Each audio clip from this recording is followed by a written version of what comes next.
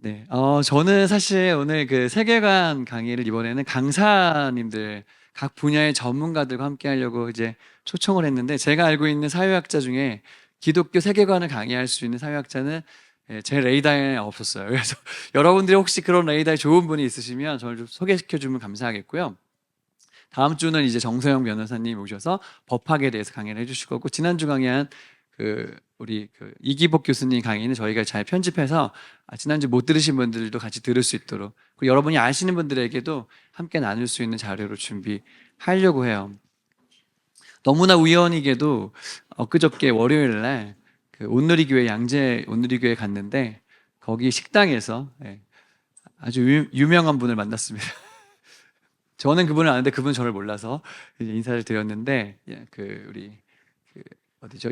에스더 기도 운동본부 이용희 교수님 아시죠? 그분이 매일 철야를 하고 계세요. 목사도 매일 철야를 안 하는데 야, 근데 그 교수님이 도대체, 저는 그래서 그분이 어느 학과 어느 교수인지 잘 몰랐어요, 학교인지.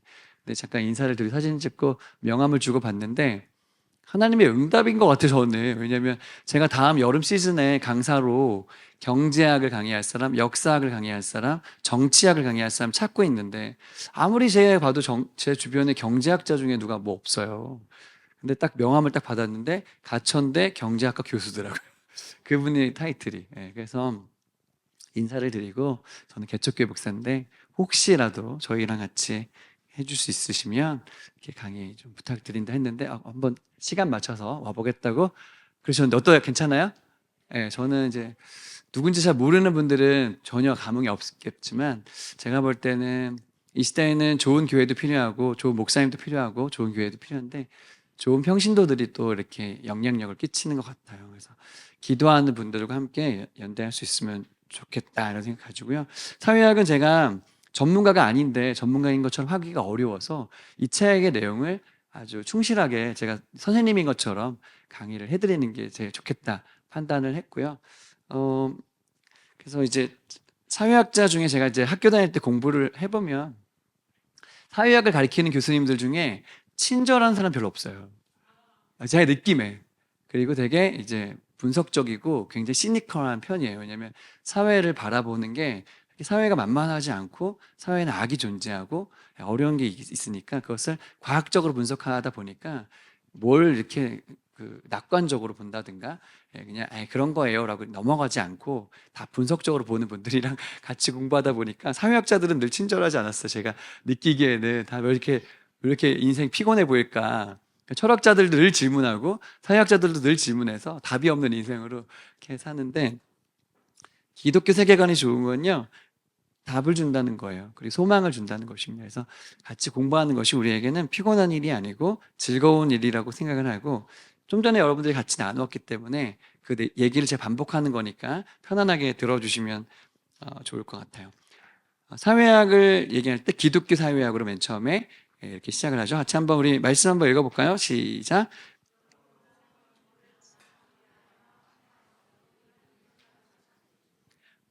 너무나 당연한 말씀인데 이 시대에 다시 읽어야 되는 그런 말씀이죠. 사람이 부모를 떠나지 않아서 가정에 문제가 많이 일어나죠. 결혼을 하면 독립을 해야 되는데, 정서적으로, 경제적으로, 영적으로도 독립을 해야 되거든요. 떠나지 못해서 일어나는 일이 굉장히 많고, 뭐 그게 문제가 아니라 이제 뒷부분이죠. 그의 아내와 합하여, 예, 남자에게 명령한 거죠. 아내와 합하여 남자와 여자가 결혼하게끔 되어 있다. 그 둘이 두 명이 결혼하는 것입니다. 이게 당연한 건데, 네, 이 시대가 그렇지 않기 때문에 다시 한번 말씀으로 이렇게 읽어야 되는 시대가 된 것 같아서 그래요. 기독교 세계관에서 중요한 것은 뭐냐면, 기관이 뭐냐면 가족, 그리고 교회, 그리고 국가를 하나님이 세우셨다는 거예요. 사회 속에. 동의하세요? 하나님 만드신 기관, 가족, 교회, 국가, 이렇게 생각하시면 되는데, 여기 보면 개인의 자유의지와 책임을 옹호하고 있다. 나는 자유의지를 갖고 있어요. 근데 각 개인은 책임을 져야 돼, 우리의 모든 삶에 대해서. 그래서 개인이 중요하다. 이게 중요하고요. 중요한 건 뭐냐면, 개인이 역사와 사회에 영향을 주는 존재라는 거예요. 그러니까 여러분 한 사람 한 사람이 너무 중요한데 그 저자가 얘기할 때 윌리엄 캐리와 윌버퍼스 두 명을 얘기했죠. 여러분 윌리엄 캐리는 뭐 한 사람인지 혹시 아세요? 많이 들어봤죠? 어느 나라 선교사죠? 처음 들었진 않았죠? 어느 나라 사람이죠? 영국 사람입니다. 영국 사람인데 구두 수송공이었어요. 구두 만드는 사람. 근데 말씀을 읽고 믿음을 키우다 보니까 하나님께서 세계에 복음을 증거하라. 전 세계에 복음을 전하라는 메시지가 분명한데 많은 교회들이 그것을 하지 않더라. 그래서 자기가 평신도로서 얘기합니다. 전 세계에 복음을 전하러 선교사를 보내야 되지 않을까요? 네, 그럴 때 이제 나이 많으신 그 목사님 중에 높으신 분이 젊은이 앉게 하나님께서 그건 알아서 하실 것이지. 네, 그래 딱 주저앉혔단 말이에요. 근데 그의 꿈을 아무도 꺾을 수가 없었던 거죠. 자기가 인도 선교사로 가가지고 많은 열매를 맺게 돼요. 한 사람의 영향력이 얼마나 중요한가. 인도의 그 카스트 제도가 있는 그곳에서. 그 윌버퍼스는 또 어느 나라 사람이죠? 영국 사람입니다. 영국이 당시에 뭘로 돈을 많이 벌었어요? 노예를 팔고 사는 일로. 당시에는 노예 무역이 당연하다고 생각했던 시대잖아요. 근데 그가 읽어보니까 하나님 말씀하고 위배되는 것을 알게 되고 그것을 법적으로 싸우려고 끝까지 투쟁하죠. 그 죽기 직전에 그 법이 통과가 되어서 영국은 더 이상 노예를 팔지 않는 국가가 됩니다. 한 사회가 막대한 부를 축적하고 있을 때 그것을 뒤바꾸려는 시도는 굉장히 어려운 것이죠. 우리도 그런 부조리와 싸워야 되는 한 개인이라는 것입니다. 한 개인이 굉장히 중요하고 이 기독교 사회학에서는 한 사회보다 개인이 더 중요하다 이런 얘기를 계속하고 있어요. 그렇지만 사회가 중요하지 않다는 얘기는 아니에요. 사회도 중요하고 각 개인도 중요하다. 중요한 개인들이 모여서 사회를 만들기 때문에 다원성을 인정하는 것이 바로 기독교 세계관이다. 근데 보네퍼 목사님이 그 나치와 싸우다가 결국 순교하셨는데 이 보네퍼 목사님은 사실 안정된 삶을 살면서 미국에서 살 수 있었거든요. 근데 독일이 위험에 처하자 나치와 싸우기 위해서 독일로 돌아와서 투쟁합니다. 그 나이가 40도 안 돼서 죽었어요. 그러니까 아마 여기 계신 분들 어른들 중에는 40 넘으신 분이 거의 더 많죠? 우리가 저도 40 넘었잖아요. 그러니까 40대 기준에 이 사람의 삶은 굉장히 영향력이 있었고 지금도 회자가 되는데 이 디트리 보네퍼 이 사람이 뭐라고 얘기했냐면 노동도 그 기관 중에 하나다. 사회의 기관 중에 하나님이 세우신 것이다. 그러니까 일하는 거는 즐거운 거야. 일하는 것은 행복한 것입니다. 근데 세상이요 우리가 일하는 걸 굉장히 불행하게 느끼게 만들어요. 그래서 뭐 오늘 퇴사 결심했어 맨날 그런 얘기만 이렇게 올라오면 잘했다 박수 쳐주고 이러는데 일할 수 있는 것은 굉장히 행복한 것이고 의미가 있는 것이죠. 저희 카페, 요 밑에 카페가 유명한 카페인데요. 저희가 수요일마다 모이기 때문에 여러분 전혀 갈 수 없지만 왜 수요일로 했냐면 카페가 너무 잘 돼서 이게 주차 너무 전쟁이거든요. 그래서 우리가 수요일 날 카페 쉬는 날 이렇게 여는 거예요. 주차장 널널하게 하려고. 근데 저희가 이 밑에 카페 사장을 보면서 많이 놀라는 게 뭐냐면 예수님 안 믿는 것 같아요. 근데 이제 제가 느끼기에 30대밖에 안 됐을 거예요. 결혼도 안 했고. 근데 열심히 살아요. 그리고 차는 GV80인가? 좋은 차 타고 다녀요. 좋은 차 타고 다녀. 그래서 좀 부러웠는데, 일단 이 사람한테 저는 인정할 수밖에 없었던 거 뭐냐? 이야, 무슨 뭐 교회보다 더 늦게 집에 가고, 자기 그 사업 여는 거는 엄청 새벽에 일찍 시작하고, 하루 종일 여기 붙어서 최선을 다해서 이 카페를 일구더라 이것입니다. 그러니까 뭐 간판 없고 뭐 없어도 사인 없어도 이 소문난 카페가 돼서 어저께도 자리 없어가지고 저도 들어오는데 자리 없어서 막 이중 주차하고 막 맨날 그러는 거예요. 노동이라는 것은 아름다운 것입니다. 그래서 땀 흘려서 돈을 번다는 것은 좋은데 하나님께서 그렇게 우리를 만드셨다 이것입니다. 그래서 노동까지 포함한 개념이다. 중요한 건 뭐냐면 이제 가족이라는 개념인데요. 가족은 하나님께서 만드신 기관이다. 동의하세요? 여러분의 가정을 생각하면 여러분 행복하십니까? 우리 가정은 행복하다. 손 들어보세요. 제가 볼 땐 여기 오신 분들은 대부분 그런 분들이에요. 정말로. 행복한 가정이죠. 그래서 가정에 문제가 생기면 그 문제 때문에 사회에 문제가 생긴다. 그게 기독교적인 관점이에요. 세상에 왜 이렇게 어려운 일이 많이 일어날까? 그 사람들이 가정에서 충분히 사랑받지 못하고 돌봄받지 못하고 뭐 채워지지 않았구나. 그 사람들이 사회에 나가니까 문제가 나오는구나. 이렇게 이제 해석한다는 것이죠. 그리고 기독교 가치관은 결혼을 중요하게 여깁니다. 여러분, 결혼은 굉장히 소중하고 아름다운 것입니다. 그래서 여러분 믿음이 좋고 예수님 잘 믿는다면 가정을 이루는 것이 좋아요. 결혼을 하는 것이 좋습니다. 물론 싱글로 부름받은 사람도 간혹 있어요. 예. 그 사람은 아름다운 삶을 살게 될 것인데, 여러분 여기 계신 분 중에는 아이 4명 낳으신 엄마도 있고 아주 훌륭하신 분이죠. 한번 손 들어. 네, 있어요. 너무 아름다운, 가정이 얼마나 아름다운 것이. 그래서 장사의 수중에 있는 화살처럼 하나님께서 이 의인들을, 우리 자녀들을 쓴다 이거죠. 그래서 여러분 이렇게 엄마 아빠가 여기 강제로 데리고 오신, 여기 이제 강제로 갇히신 여러분들, 여러분 축복된 사람들이십니다. 할렐루야. 네. 건강한 가정 속에서 이렇게 이런 데에 왔다는 거. 그리고 교회인데요, 교회. 교회는 또 어떤 기능을 하냐면 각 가정을 돕고 사회에게 예수님의 말씀, 또 하나님의 공의, 또 질서, 심판을 얘기해서 내가 바르게 살아야겠구나. 난 책임지는 존재로 살아야겠구나를 계속 강조하는 역할로서 교회가 존재해요. 그러니까 교회를 갔는데 찔림이 없다. 교회를 갔는데 회개에 대한 마음이 전혀 들지 않는다. 그것은 교회 생활이 좀 이상한 거예요. 교회 갈 때마다 편하다. 편한 것도 중요하지만 찔림이 있고 회개가 일어나는 것이 바른 교회 생활이죠. 여러분의 교회는 그런 교회죠? 네, 그래서 회개를 많이 얘기하는 건 여러분에게 되게 아름다운 거예요. 좋은 거예요. 그래서 저도 성향상 남한테 뭐라고 하지 않는 성향인데, 하나님 말씀의 진리를 바르게 전하는 게 목사의 책임이라면 자주 회개하게 만들고 엎드리게 만들고 눈물을 흘리게 만드는 교회가 아름다운 교회입니다. 그래서 가정, 교회, 이게 중요하고요. 이 책에 보면 신데렐라 맨이라는 그 영화에 짧게 이렇게 표시를 해놨죠. 보셨죠?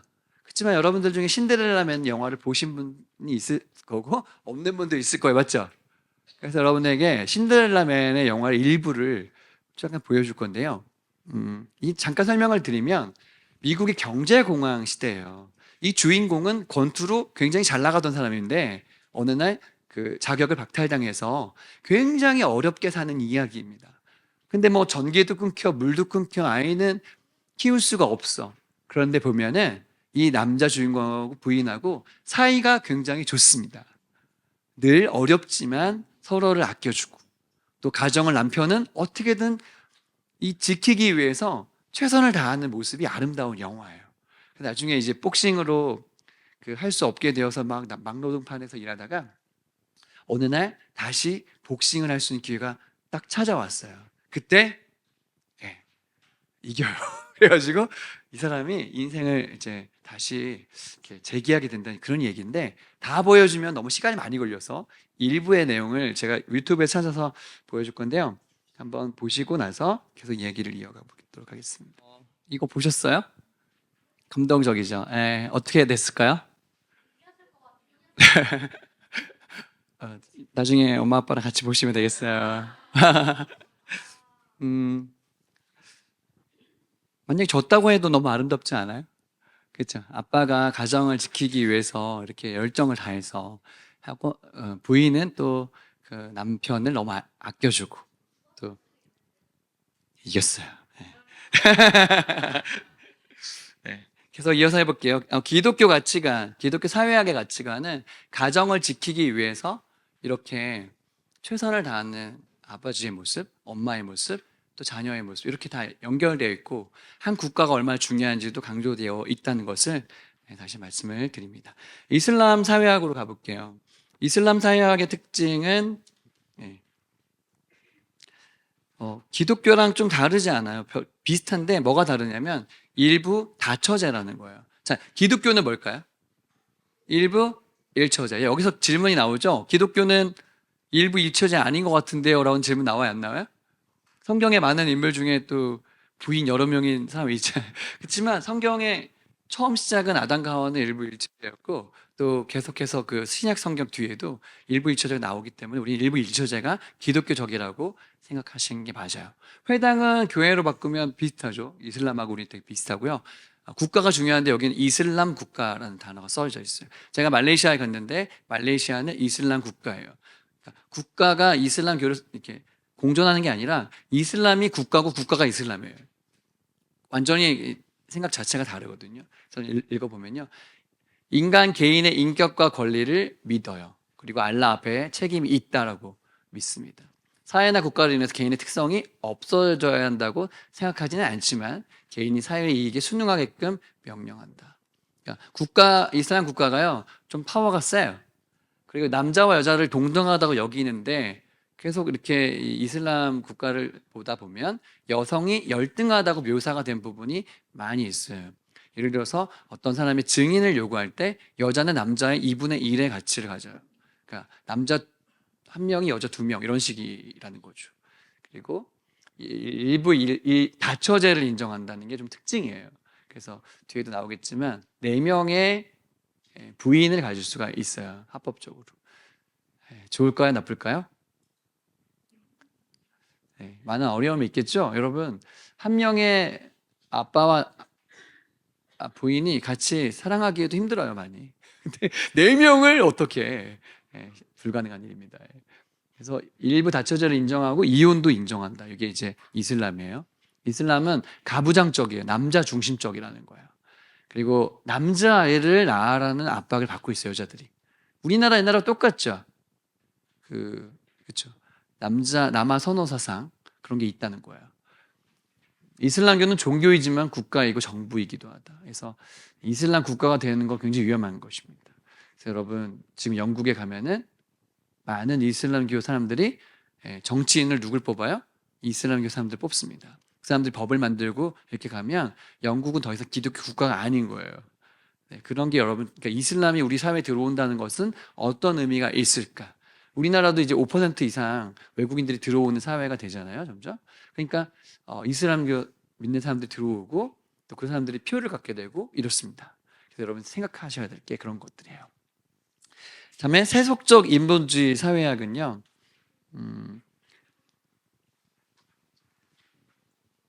중요한 게 뭐냐면 인간은 선하다고 생각해요. 자, 인간은 여러분 죄인입니까? 악인입니까? 맞아, 악인이에요. 죄인이에요. 맞아. 사람은 태어날 때부터 죄인이에요. 근데 이 인본주의 사회학을 배우면 세속적 인본주의 사회학은 사람이 선하게 태어났다. 근데 세상이 악하기 때문에 우리가 그렇게 된 것이다. 그러니까 사회를 바꿔야 된다. 이렇게 나아가는 것입니다. 그게 바로 그렇고요. 그리고 세속적 인본주의는 사실상 종교다라고 지금 책에 써 있죠. 그리고 전통적인 결혼 제도는 실패했다. 우리가 믿고 있는 한 명의 남자와 여자가 평생 이혼하지 않고 사는 것, 이게 아름답다 이렇게 말하는 것은 실패했다라고 말하는 것이에요. 그래서 다양한 결혼을, 가족을 얘기해요. 뭐 개방 결혼, 3인 결혼, 조합, 집단, 배우자 교환, 뭐 이런 거 말이 안 되는 이야기들을 지지하는 게 바로 세속적 인본주의입니다. 중요하게 다뤄야 될 것은 무엇인가 하면 여성의 어떤 인권을 존중하다 못해 너무나 나가버린 페미니즘의 문제가 있어요. 페미니즘을 주장하는 사람들이 어떻게 이야기하는지 한번 뉴스에 어떻게 나오는지 한번 들어볼게요.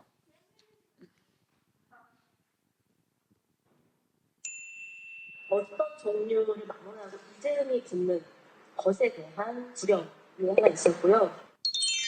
이론 정립이 되어야 하는 걸로 저는 그렇게 막연하게 생각을 하고 있었습니다. 페미니즘은 소위 센 언니들의 전유물이 아닙니다. 지금 20, 30대는 어려서부터 남녀는 평등하다고 배우고 자랐습니다. 남자에게 늘 양보해야 했던 어머니 세대와는 다릅니다. 평등한 가치를 체현한 사람들이라는 거예요. 실제 사회 속에 나갔을 때 그 일상은 여성이 차별적이라는 걸 깨닫기 쉽잖아요. 한국은 남녀 임금 격차가 OECD 회원국 가운데 가장 크고 직장 내 고위직 비율은 가장 낮아 여성은 보이지 않는 장벽에 좌절합니다. 여기에 여성 혐오까지 늘어나면서 이대로는 안 된다는 공감대가 넓어졌습니다. 내가 이렇게 내는 조금의 목소리라도 어떤 상황을 변화할 수 있는 힘이 될 수 있지 않을까라는. 우리 어머니가 겪어야 될 일이거든. 혹 내가 가정을 이루면 내 딸이 여성들이 권리만 챙기려 한다는 공격도 있습니다. 하지만 페미니즘은 남녀의 싸움이 아닌 사회적 약자를 이해하는 넓은 관점입니다. 그리고 우리는 누구나 언제든 상대적 약자가 될 수 있습니다. 여성, 남성이라기보다는 인간의 관점에서 누군가를 억압하거나 사소한 폭력들이 벗어나서 우리 모두 다 목소리를 낼 수 있고 귀담아 들을 수 있는 세상으로 가는 어떤 하나의 작은 계단. 그 다름이 차별이 되지 않게 하는 진정한 민주적인 사회로 나가는데 아주 기본적인 토대가 되는 거죠. SBS 조지현입니다. 자, 이렇게 보면 어때요? 이렇게 영상을 보면 어떤 느낌이 들어요? 야, 여자들은 굉장히 차별받았고, 야, 우린 싸워야 되는 것이고, 소수인권을 얘기해야 되는 것이구나. 페미니즘은 정당한 것이구나. 라고 생각이 들어요, 안 들어요? 들어요. 페미니즘은 여성의 권리를 강조하는 것이에요. 여자들이 억압받고 있다. 지금 여자들은 차별받고 있다. 이런 얘기를 하는 것입니다. 사실 그런 일이 있을지 모르겠지만 이것을 투쟁하는 데 쓰는 것이 이 세속적 인본주의 계속 주입하고 있는 이야기라는 것입니다. 제가 느끼기에는 여전히 사상 속엔 차별이 있지만 여성들이 더 많이 차별받고 있다 이렇게 느끼는 것이 이제는 아니라는 거 저는 그렇게 느껴져요. 그래서 여러분 물론 여성분들에게 이것이 남자와 여자의 싸움이 되지 않았으면 좋겠고 성경이 어떻게 얘기하는지로 들렸으면 좋겠어요. 페미니즘으로 가는 건 굉장히 위험한. 지난주에 우리 이기복 교수님 오셨는데 같이 수행하러 오셨던 운전하러 오셨던 그 제자분이 하는 말이 뭐냐면 자기 딸이 여대에 들어가 1학년인데 계속 옆에 있는 친구들이 물어보는 거예요. 너는 어떤 생각이냐? 너는 페미니즘이 아니냐? 빨리 얘기해라. 나는 페미니즘이 아니야. 그 순간 자기들하고 대화를 떠나버렸다는 거예요. 그리고 나서 이 아이는 지금 학교를 그만둘 생각을 하고 있어요. 그냥 남의 얘기가 아니고요. 지금 우리가 살고 있는 세상의 이야기예요. 여러분 대학에 가면 마주해야 되는 이야기일 수도 있고요. 어쩜 여러분들이 여대에 들어간다면 더 심각하게 느낄 수도 있는 이야기라는 것이죠. 그래서 우리 사회에 지금 굉장히 이것이 심각한 문제입니다. 왜 그런 일이 날까? 세속적 인본주의가 그것을 이야기하기 때문에 그렇습니다. 세속적 인본주의가 뭐냐면 우리가 지금 공립학교에 그냥 다니면 자연스럽게 들어오는 이야기라는 거예요. 또 하나는 뭐냐면 국가에 대한 이야기인데요. 국가는 비종교적이어야 한다는 것을 얘기합니다. 그러니까 지금 미국이 트럼프 대통령이 되니까 국가 조찬 기도회도 열고 학교에서 기도하는 것도 다시 시작하고 크리스마스라고 얘기하고 이렇게 얘기하라고 얘기하잖아요. 그런데 세속적 인본주의 가치는 뭐냐면 왜 나라가 그런 거 얘기하냐라고 얘기하는 거예요. 그러면 안 된다라고 얘기하는 것입니다. 그래서 계속 종교랑 분리시키려고 하는 시도가 바로 이 세속적 인본주의의 특징이라는 것이죠. 그래서 여기서 주장하고 싶은 경제체제는 뭡니까? 여기 나오는 뭐예요? 사회주의 경제체제를 중요하게 여기는 거예요. 사회주의를 가야 된다. 그게 바로 공산주의하고 세속적 인본주의가 연결되어 있는 고리가 바로 이것이에요. 교회는 전통적 기관이기에 급진적이고 급진적으로 개축되어야 완전히 제거되어야 한다. 완전히 어떻게 돼야 된대요? 제거되어야 된다가 세속적 인본주의 가치관에 갖고 있는 사람들의 생각이에요. 그래서 공산주의자들도 그랬지만 지난 우리 코로나 시절에 교회가 10,000개가 없어졌다 그랬거든요. 굉장히 많이 없어졌는데 그런데 세속적 인본주의자의 생각은 교회는 없어져도 괜찮아. 자영업자들은 도와줘서 살려야 되지만 교회는 없어지는 건 상관없어. 더 많이 없어도 괜찮을 것 같은데 라고 결정하는 거예요. 그리고 국가가 육아를 담당해야 된다는 의식을 넣어줘요. 내가 아이를 낳았는데 우리 아이를 키우고 잘 이렇게 타가를 할 수 있도록 계속 뭔가 방과 후 이런 거 해야 된다는 거예요. 그거를 강조합니다. 그래서 이렇게 신문 기사에 보니까 초등 돌봄 교실 2025년부터 저녁 8시까지 저녁밥도 줘요. 이렇게. 느끼기에는 뭐예요? 내가 아이를 낳았는데 나라에서 계속 뭔가 이런 걸 해줘야 될 것 같은 그런 의식을 주는 게 바로 이 세속적 인본주의 가치관인 거예요. 그래서 뉴스를 한번 볼까요? 초등학생에게 오전 7시부터 오후 8시까지 돌봄과 방과 후 프로그램을 제공하는 늘봄 학교 사업이 다가오는 새학기부터 시범 운영됩니다. 교육부는 이 같은 내용을 담은 늘봄 학교 추진 방안을 발표하고 돌봄 운영 시간 전국 확대는 내후년인 2025년부터 적용한다고 밝혔습니다. 정부는 맞벌이 가정을 위한 아침 저녁 돌봄과 함께 단시간 형태의 틈새 일시 돌봄도 마련합니다. 자, 이렇게 하면 어떤 생각이 들어요, 여러분?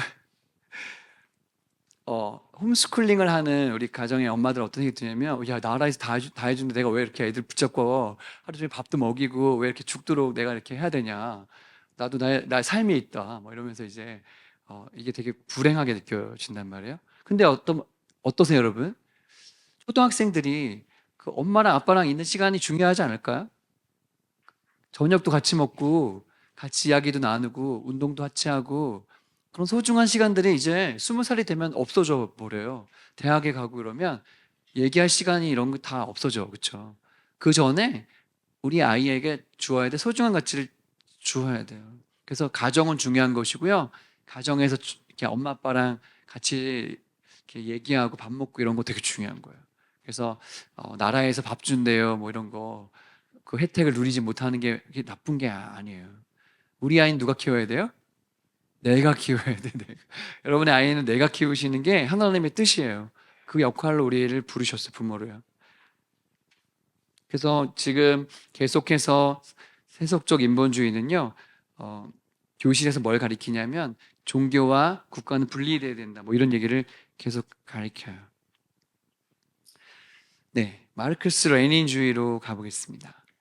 네, 마르크스 레닌주의는 다윈의 진화론이 나오면서 과학이 진화로 이렇게 설명이 되는 것처럼 이 사회도 계속 진화해가지고 과학적으로 설명할 수 있다라고 얘기하는데요. 네, 마르크스는 역사를 4단계로 보았어요. 원시 공산사회, 아시아적으로 써 있는 게 그게 바로 원시 공산사회인 것이고요. 고대적인 사회로 봤는데 고대 노예제도. 그래서 많은 그 토지를 갖고 있는 그 소수의 권력자들이 많은 종들을 거느린. 그리고 봉건제도는 이제 그 다음 사회인데 농업과 길드 중심의 상공업이 유행했던 영주와 농노가 같이 공존했던 세상이 바로 봉건제도 사회. 그리고 지금 우리가 살고 있는 산업혁명 이후의 세상.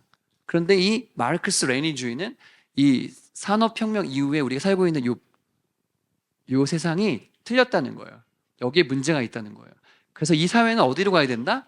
공산주의로 가야 된다. 사회주의 체제로 가야 된다. 이렇게 얘기하는 게 바로 마르크스 레닌주의입니다.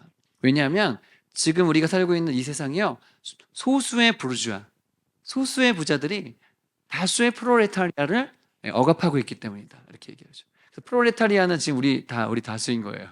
그래서 지금 예를 들어서 이 사람들 생각에는 야 저기요 일론 머스크라든가 빌 게이츠라든가 우리나라에 뭐 이건 뭐죠? 이재용 회장 이런 사람들이 소수의 사람들이 다 갖고 있으니까 그 사람들이 가진 걸 어떻게 해야 돼요? 뺏어서 우리 다수에게 나눠주면 행복한 세상이 올 것이다. 그런데 그렇게 하려면 이 세상을 뒤엎어야 된다. 투쟁하자. 프롤레타리아여 이렇게 투쟁합시다. 이렇게 가는 거예요. 근데 공산주의 세상 이거 읽어보잖아요. 그런 마음이 굉장히 뜨거워져 갑자기. 뭔가 내가 지금 핍박받고 억압받고 있는 것 같고 뒤엎어야 될 것 같아. 이런 게 바로 프랑스 혁명 이런 게 바로 그런 데서 일어나는 거예요. 그러니까 영국의 명예혁명과 프랑스 혁명은 다른 거죠. 완전 그 접근 방법이 달랐다는 걸 여러분 알고 계셔야 되고 프랑스 혁명을 잘 모르고 배우잖아요. 그러면 굉장히 투쟁적이고 뭔가 두 주먹을 불 끈지게 되고 뛰어나가야 될 것 같고 뭐 이렇습니다. 근데 이제 이 공산주의를 배웠던 소위 우리나라의 386 세대 목사님이 지금 48 이렇게 됐는데요. 48, 9인데요. 저보다 조금 더 나이 드신 분들 50대 초반 70년대 초반생들 60년대 후반생들 이런 사람들 있죠. 이런 분들이 마르크스 레닌주의를 엄청 배웠어요. 학교 다닐 때. 그 맨날 데모했다 이제. 그래서 막 싸웠단 말이에요. 투쟁하고. 그 사람들이 지금 어디 있어요? 다 정치, 경제, 외교, 군사 모든 분야의 탑 리더들이에요. 그러니까 세상이 지금 마르크스 레닌주의가 없어졌다고 하지만 그런 생각을 갖고 있는 사람들로부터 지배를 받을 수 있다. 그래서 우리는 깨워서 이것을 분별해야 된다. 이것입니다. 그래서 많은 사람들 요즘에 간첩이 어디 있냐, 무슨 공산주의냐, 말도 안 된다 그러지만 아니에요, 여러분. 이런 생각들 때문에 유럽의 68혁명 이후에 많은 젊은이들이 이쪽으로 넘어가가지고 유럽이 지금 왜 엉망진창이 됐을까요? 세속적 인본주의와 마르크스 레닌주의 때문에 지금 다 엉망이 된 거예요. 저희 아는 어떤 애가, 우리 홈스쿨 하던 애가 벨기에에 유학을 갔는데, 이 비올라로, 걔가 하는 말이 그거예요. 목사님, 여기 엉망진창이에요. 건강한 가정이 아예 없어요. 다 이혼한 가정이고요. 다 동거하고요. 정말 어떻게 살아야 될지 모르겠어요. 다 그렇게 사니까. 다 멋있게 생긴 남자들은 다 게이들이래. 그래, 남자 사귀고 뭐. 그러니까 이게 막 혼란스러워서 어쩔 줄 모르는 거예요. 유럽 사회가 딱 그렇게 되었습니다. 여러분, 우리는 유행에 빠른 나라예요? 안 빠른 나라예요? 우리나라는 유행의 첨단을, 뭐든 하여튼 다 1등이야, 뭐. 하여튼 1등을 안 하면 안 되는 나라에서. 뭐, 인구도 작은데 커피 뭐 엄청 먹잖아요. 우리는 있잖아요. 정말 조심해야 돼요. 금방 이런 생각들이 들어와서 우리의 다음 세대들을 다, 생각을 다 다르게 만들어요. 그래서 이제 뭐 남자, 여자 같이 쓰는 화장실이라든가 이런 거 너무 싫지 않아요? 근데 그렇게 되어 있으면 어떻게 하죠, 여러분? 그렇게 따라가야 돼. 우리가 싸워야 될 부분들이 이런 거라는 거 생각해 봐야 되는데요. 공산주의 사회로 가기 위해서 사회주의가 시작돼야 된다, 이런 얘기예요. 그러니까 공산주의가 이상적인 유토피아고요. 사회주의가 그것을 뒷받침하는 제도인 거예요. 그러니까 공산주의, 사회주의 뭐가 다르냐 할 때, 그런데 웃기는 거는 지금 정치적으로는 러시아도 이제 완전 막 무너지고, 또 뭐 중국도 경제 체제가 사회주의이지만 막 다 자유경제 체제처럼 막 하고 있잖아요. 막 섞여 있단 말이죠. 근데 이제 여러분 잘 구분해서 마르크스 레닌주의가 어떤 사회학적 생각을 갖고 있는지를 아셔야 되는데, 중요한 건 뭐냐면 이 시진핑이가 공산주의 사람들을 모아놓고 시진핑이 뭐라고 얘기했는지 뉴스에 한번 볼게요. 시진핑이라는 사람 주석이 공산주의 사람들 모아놓고 뭐라 하는지 보세요. 잠깐만, 왜 제 생각이 없지? 네. 못 보는 걸로 하자. 그냥 넘어가. 미안해요. 내가 분명히 어저께 볼 수 있었는데 누군가한테 락을 걸어놨는 것 같아요. 무슨 말이냐면, 여러분, 공산주의 사람들은 종교 가지면 안 됩니다를 시진핑이 얘기한 거예요. 공산주의는 종교를 가질 수 없게 돼 있고요. 중국에 가서 전도할 수 없게 돼 있어요. 중국에 가잖아요, 우리가. 여러분, 10대들한테는 전도할 수 없어요. 20대들한테는 전도할 수 있어요. 20대 넘으면, 성인 되면. 그 말은 뭐냐면, 종교를 강요하지 말라는 거예요. 법적으로 그돼 있어서요. 만약에 우리가 중국 가서 이런 조그만 아이들한테 전도해 주고 전도하는 건 불법이에요. 그래서 전도하기 되게 어렵게 됐건 공산주의 되어 있어요. 근데 웃긴 건 20살 넘어서 종교를 받아들이기는 굉장히 또 어려워요. 얘네들의 전략이 굉장히 탁월한데요. 자, 어떻게 핍박을 했었는지 제가 한번 보여드릴게요. 소련, 지금 러시아죠. 옛 소련은요, 얼마나 교회를 핍박했냐면 5만 4천 교회의 교회가 있었는데 1939년까지 500개 미만으로 줄어들었대요. 자, 이 말은 뭡니까? 아예 교회가 없어진 거죠. 1%가 남은 거예요. 교회를 없애버리는 게 바로 마르크스 레닌주의의 생각입니다. 그리고 20만 명의 성직자가 원래 있었는데 30년 동안 20만 명을 수용소로 보내거나 처형했대요. 제가 목사인데 만약에 제가 러시아 목사였으면 수용소에 갇히거나 죽었겠죠. 그냥 예수님을 믿는다는 이유만으로. 그리고 1928년부터 41년 사이에 15만 명의 기독교인들이 체포되고 처형당했대요. 그리고 1950년까지 기독교 출판물 금지, 성경 인쇄 금지, 성경 못 보게 하는 거예요. 이게 바로 마르크스 레닌주의의 생각. 중국은 어떻게 했냐? 5천 개 정도의 교회가 1949년까지 있었는데 58년부터 대부분 없애버리거나, 큰 교회들은 삼자교회 빼고는 막 무너뜨려버려도 저항할 수 없는, 문화 대혁명에 있었을 때 엄청나게 많은 교회와 성직자들이 투옥당했어요. 그리고 많은 기독교인들이 강제 노동 수용소에 이송되었고요. 지금도 여전히 교회는 핍박당하고 있습니다.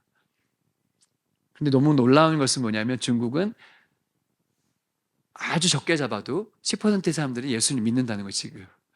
그러니까는 1억이 넘는 사람들이 예수를 믿는 사람들이라는 것이 숨어서 예수를 믿고 있다는 것이죠. 목숨 걸고요. 북한은요? 북한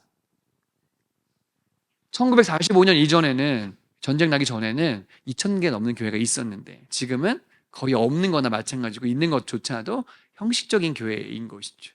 그리고 30만 명 이상이 처형당하고 강제노동 수용소에 갇혀 있다.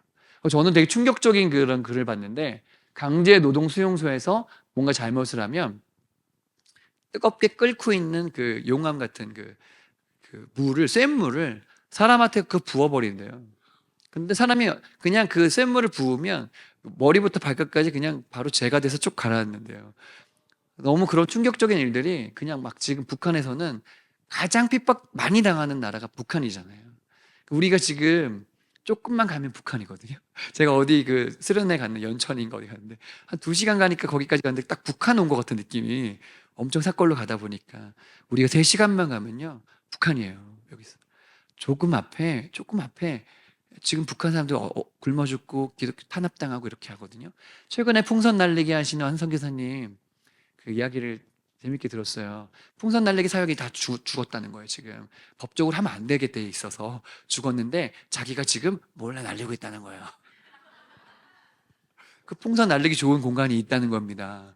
왜 날릴 수 있냐? 지금 뭐 그 왜 탄핵 때문에 전국의 경찰들이 다 지금 저기 서울에 모여 있다는 거 지금 막, 그러니까 그런 걸 단속할 수 없는 상황인 걸 다 아니까 자기들이 풍선 안에다가 복음을 담은 쪽지와 거기 $1 그리고 초코파이, USB 이런 거 넣어서 하는데요. 초코파이가 마치 화폐처럼 쓰인대요. 엄청난 가치 갖고 있대 초코파이가. 장마당에서 팔 수 있고, USB도 여러분이 만약 집에 USB 굴러다니고 안 쓰고 너무 많죠.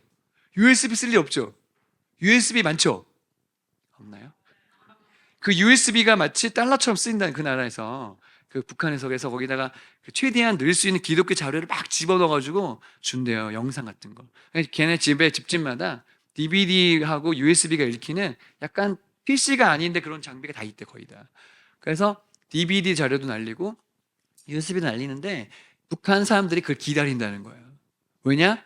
그 풍선을 발견하면 $1가 들어있어, 초코파이가 들어있어, USB가 들어있어.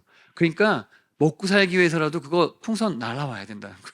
근데 날라갈 때마다 김여정이 방송에 나와가지고 그 풍선에 들어있던 거 정확하게 다 리스트 보여주면서 나만이 이렇게 악행을 하고 있다면서 막.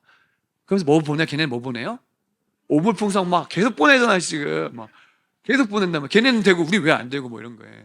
지금 우리는 지금 그런 싸움을 싸우고 있는데 코앞에 우리랑 똑같은 말 쓰고 있는 북한 애들이 그렇게 살고 있어요, 여러분. 우리가 지금 넋놓고 있으면 안 돼요, 여러분. 10대들. 여러분들이 지금 있잖아요. 우리가 살아야 되는 세상은 있잖아요. 뉴코리아 세상이에요. 예?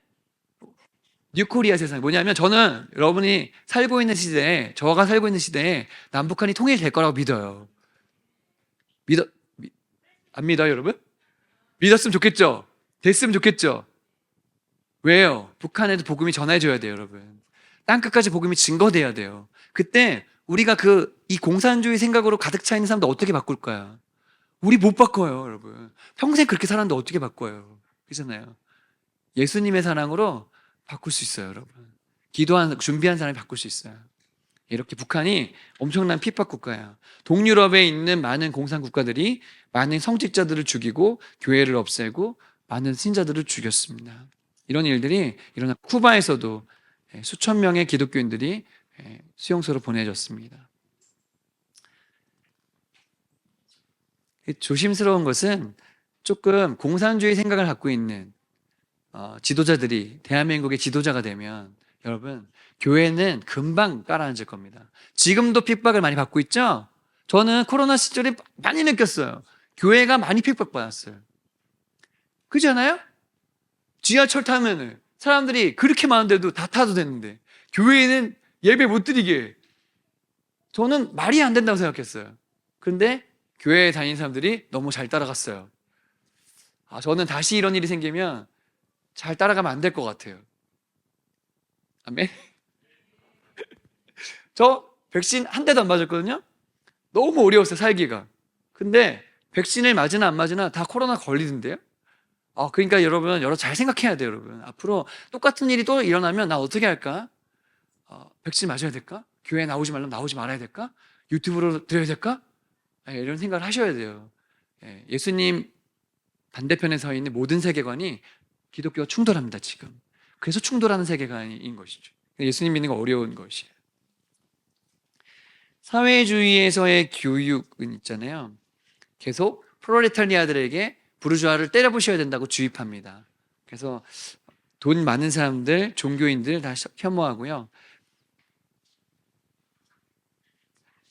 이상하게 공산주의 국가에 가면 가정을 해체시켜요.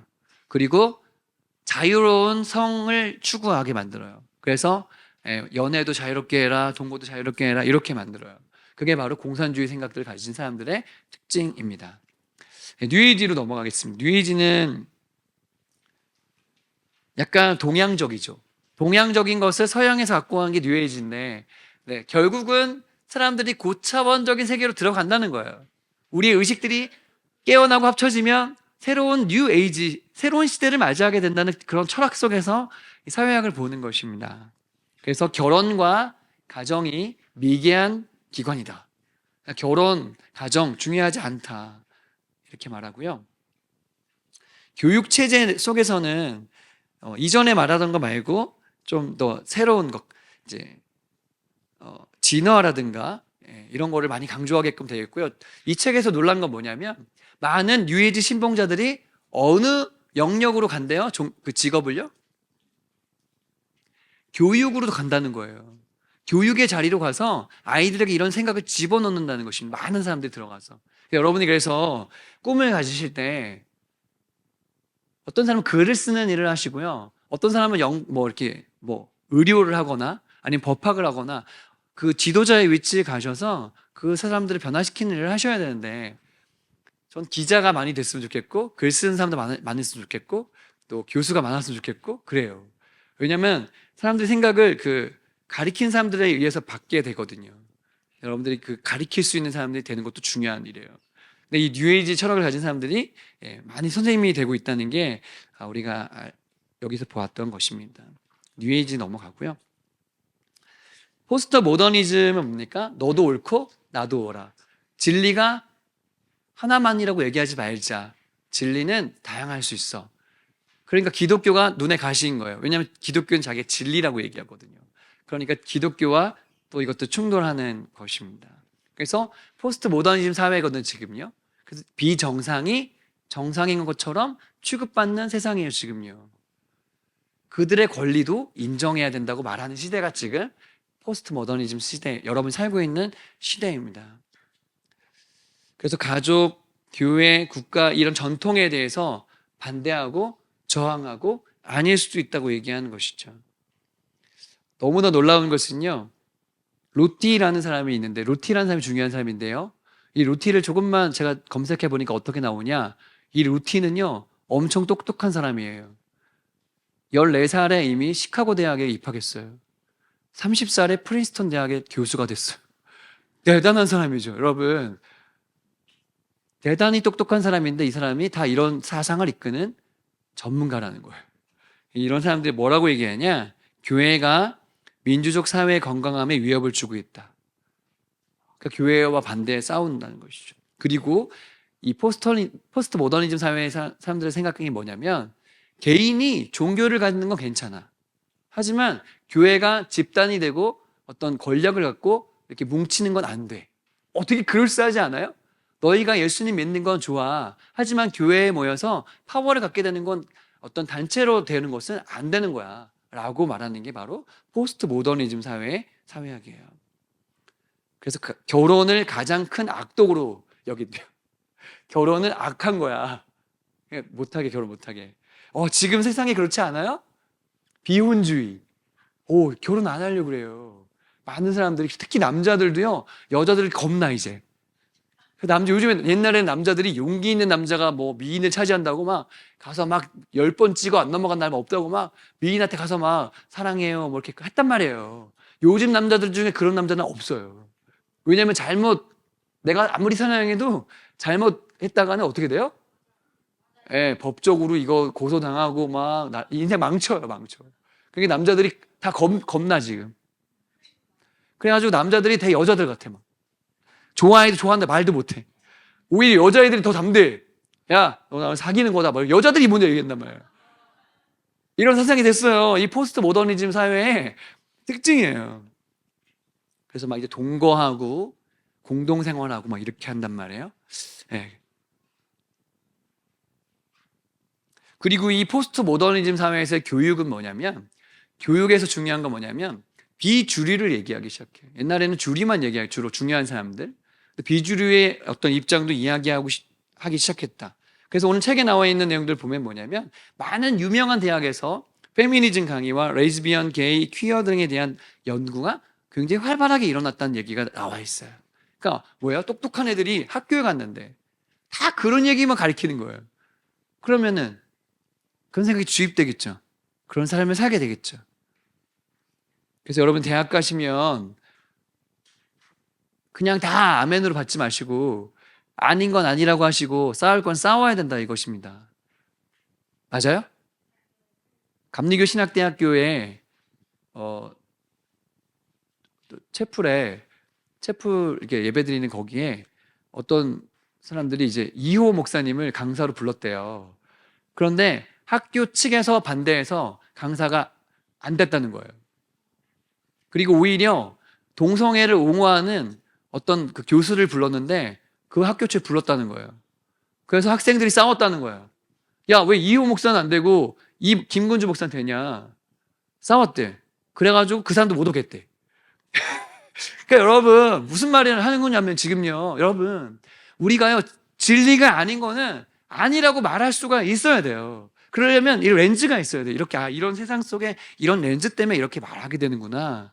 싸움을 어떻게 싸워야 될까? 지혜롭게 싸우고 이길 수 있는 법도 여러분이 가질 수 있어야 된다 이것입니다. 여기 지금 포스트 모더니즘 사회학에서 뭐 이것저것 해라고 나오는 게 되게 웃긴 게 뭐냐면 뭐 동성애를 법제화시켜라, 마리화나를 금지해서 빼라, 동성 결혼을 합법화시켜라, MTV를 구독시켜라, 뭐 이런 얘기가 막 나와요. 그리고 기독교 학교에 가서 예배 드리는 거 반대해라, 뭐 이런 거 있잖아요. 그런 게 바로 포스트 모더니즘 생각이 있어요. 여러분 생각해 보세요. 사립학교는요 자기의 어떤 목적에 따라서 지은 거예요. 기독교 대안학교는요 기독교를 강화시키기 위해서 세운 학교거든요. 근데 거기에 와가지고 뭐라고 얘기해요? 나는 채플 드리고 싶지 않다. 채플을 안 들을 권리를 보장하라. 막 싸운단 말이에요. 그런 게 바로 포스트 모더니즘 생각에 나오는 것입니다. 그리고 기독교의 보수를 가진 사람들의 생각을 마치 여기 나오죠. 광신도 프레임을 씌워라. 파시스트처럼 보이게 만들어라. 여러분 지금 싸움이 지금 우리나라 엄청 많잖아요. 그런 이제 우파하면 완전 다 미친 사람인 것처럼 이런 식으로 하는 프레임을 씌운단 말이에요. 포스트 모더니즘 기사들이 다 그렇게 나와요. 그렇지 않다는 것입니다. 싸울 건 싸워야 되고 알 건 알아야 된다. 이 포스트 모더니즘은 예술에서도 나오는데 다다이즘이라고 해서 여러분이 아마 보셨을 텐데 이런 거. 이게 이제 마르셀 듀상이 전시한 전시품들인데 여러분 어때요? 되게 예술적이지 않아요? 너무 감동적이죠? 너무 깨끗하죠? 정말 너무 황당하죠? 이런 게 무슨 예술이라고 이런 변기 같은 거 갖고 와서 전시해 놓고 이건 예술이다. 이러면서 사람들이 딱 보면서 야 역시 마르셀 듀상은 정말 시대를 앞서 나간 사람이야. 이러면서 막 감동을 받고 막 그 변기 이런 사진 찍고 막 소장하고 막 그런단 말이에요. 그 바퀴 같은 거 이렇게 전시해 놓고 말이 안 되는 영역에서 이제 이게 마치 진리인 것처럼 얘기하기 시작하고 가치를 부여하는 게 바로 포스트 모더니즘 생각입니다. 킨 제이 보고서라고 해서 성에 대한 보고서가 있었는데 잘못된 성에 대한 보고서를 냈죠. 여기서 고발하고 있는 게 뭐예요? 그 조사 자체가 틀렸다. 불법이었다. 이런 얘기를 하고 있는 거예요. 이 책에서 얘기하는 게 뭐냐면 보수적인 가치를 갖고 있는 사람들이 훨씬 더 우울증이 안 걸리고 훨씬 더 행복하게 살더라는 거예요. 그것을 우리가 알아야 된다 이것입니다. 여러분 어때요? 제가 사회학자는 아니지만 각 분야에서 사회학을 어떻게 보는지 여러분과 같이 나눔을 했어요. 지금 1시간 정도 얘기했는데 지난 강의들 들었던 분들은 다 일맥상통하게 다 들리죠? 그리고 여기 공부해왔기 때문에 오늘 이야기가 굉장히 재미있게 잘 들으셨고 한 명도 들지 않는 거 보니까 제가 굉장히 성공한 것 같아요. 제 이기복 교수님보다 더 강의를 잘한 것 같은 느낌이 들지만 그거는 약간 제가 잘 모르기 때문에 여러분들에게 같은 입장, 눈높이에서 얘기하기 때문이 아닐까 생각합니다. 이 정도 얘기하고요. 광고 말씀을 잠깐 드리고 잠깐 쉬었다가 밥이 오면 밥을 먹는 걸로 할 건데요.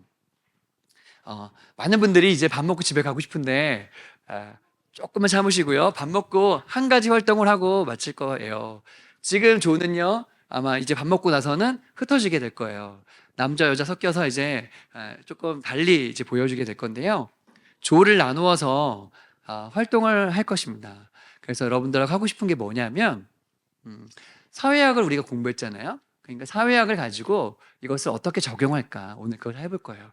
제가 보니까 최근에 일어났던 많은 사건들 중에 우리를 가장 충격에 빠뜨렸던 사건이 뭐냐면, 지금 딱 그 네이버나 뉴스 딱 보면 뭐가 딱 나와요? 네, 맞아요. 그거예요. 초등학교 교사가 초등학교 아이를 살해했어요. 자, 네, 몰라요? 오늘 알려줄게. 대전의 한 초등학교의 선생님, 여자 선생님이 학교의 8살짜리 아이를 살해하고 자기도 죽으려고 자해했는데 이 선생님이 안 죽은 것 같아요. 그 아이는 그 선생님하고 무슨 원한 관계가 있었던 게 아니라 그냥 이 선생님 마음속에 마지막 아이를 죽여야, 이렇게 죽고 나도 죽어, 이렇게 생각하고 그 아이를 살해한 것인데, 여러분, 자, 오늘 기독교 세계관의 가치관에서 이 사건을 어떻게 보아야 할 건지 여러분들께 같이 토의하는 시간을 드릴 거고요. 만약에 내가 이슬람의 렌즈를 낀 사람이라면 이걸 어떻게 분석했을까?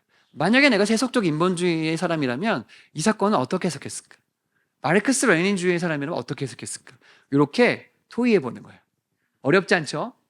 또 하나의 숙제는 뭐냐면, 여러분이 가지고 오늘 배운 기독교 세계관을 가진 사회학을 기초로 해서 우리가 자주 듣고 있는 음악이라든가 영화 중에서 하나를 고르셔가지고요. 제가 이제 여러분이 권해드리고 싶은 건 가요에서 지금 1위 하고 있는 곡 뭐 이런 거 있죠. 걸그룹 중에 요즘에 누구지? 그 아파트 말고 그건 좀 옛날 거잖아요. 그 왜 요즘에 장원영 들어가 있는 아이브인가? 아이브가 부른 노래 중에 뭐가 지금 새로 나왔는데 그게 1등이야. 그럼 여러분 그렇게 해보는 거예요. 그 가사를 읽어보고 기독교 세계관적으로 한번 분석해 보는 거예요. 어떤 분들은 최근에 유행하는 어떤 드라마나 영화 중에서 하나를 선택하셔서 어떤 조는 기독교 세계관으로 봤을 때 이건 이렇게 해석하는 게 맞는 것 같다는 나름의 조별 발표를 하는 것입니다. 어렵지 않죠? 어렵긴 하죠. 그리고 만약에 여러분이 할 수 있다면 지금 우리가 누리고 있는 영화나 드라마나 어떤 노래 중에서 기독교 세계관을 그래도 좀 반영한 것 같은 좀 추천할 만한 것도 있다면 추천해 봐도 좋을 것 같아요. 왜냐하면 우리가 잘 선별해야 되는데 혹시라도 대중문화 속에서 우리가 그래도 이 정도는 좀 건강한 가치관을 갖고 있는 것 같아요 라고 하는 안 좋은 것도 분석하지만 좋은 것도 추천하는 시간으로 좀 가져보려고 합니다. 그래서 저희가 임의로 좀 다시 편성을 했는데요. 여러분들 이름이 다 들어가 있나요 혹시? 혹시 없으면 말씀을 해주시고요. 이따가 다시 밥 먹고 나서 모일 때에는 요 조는 그대로 이렇게 조 1, 2, 3, 4 이렇게 되고요.